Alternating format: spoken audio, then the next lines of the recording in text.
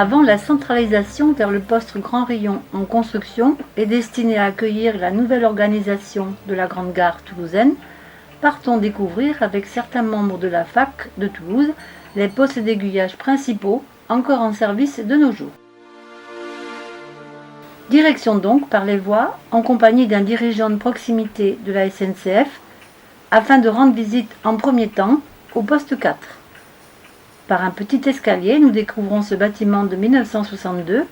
Une vue extraordinaire nous permet de voir les 13 voies à quai, dont 3 en cul-de-sac, l'établissement de traction et le technicentre. Le superviseur, ou chef de circulation, nous accueille et nous précise le rôle de chacun des agents placés sous son autorité.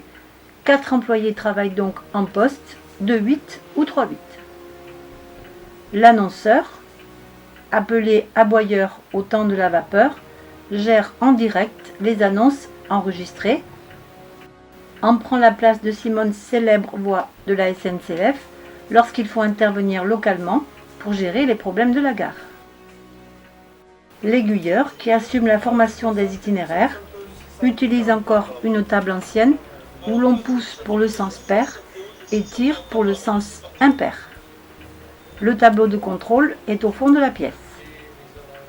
Le chef de circulation, qui optimise l'occupation des voies responsables de la circulation et des travaux. Il faut aussi ajouter un poste de coupeur afin de combler les plages horaires des agents en 2-8 qui assurent le service de 5h à 23h.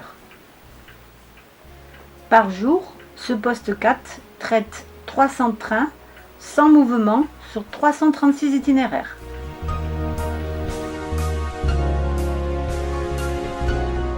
Une nouvelle petite marche sur le bord des voies en passant sur le pont Georges Pompidou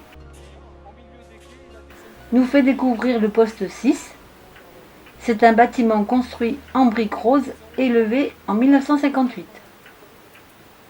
D'un type PRS, poste tout relais, il gère les directions Carcassonne, Tarbes et Auch. Il s'identifie par son grand tableau de contrôle optique mural sur fond clair et permet à chacun des acteurs de la sécurité de suivre la progression des trains. L'aiguilleur ici dispose d'une table informatisée qui assure la commande, la formation et l'établissement des itinéraires. En appuyant sur un bouton, par le biais de relais électriques, la magie du rail est instantanée. Cette manœuvre maintient à la fermeture les signaux de protection, oriente les appareils de voie et si les zones d'occupation sont libres, cela aboutit à l'ouverture du signal.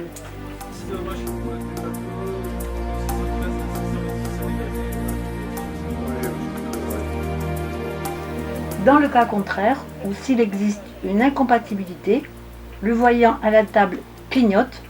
On dit alors que l'itinéraire est enregistré. Il s'établira après destruction automatique du précédent. Tout cela est visible par l'allumage successif de petites lampes blanches sur le TCO. Le poste 6 possède un effectif plus réduit, un aiguilleur, un chef de circulation et un superviseur. 128 itinéraires sont possibles par ce poste.